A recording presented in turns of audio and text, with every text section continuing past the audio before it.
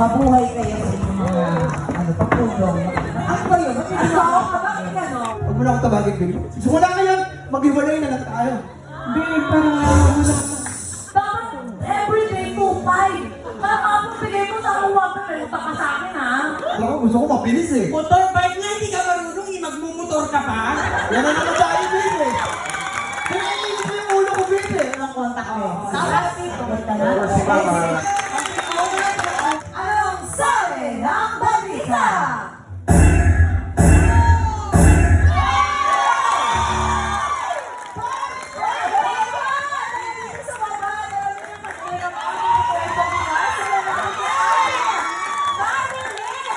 Thank you dito sa TikTok Lock.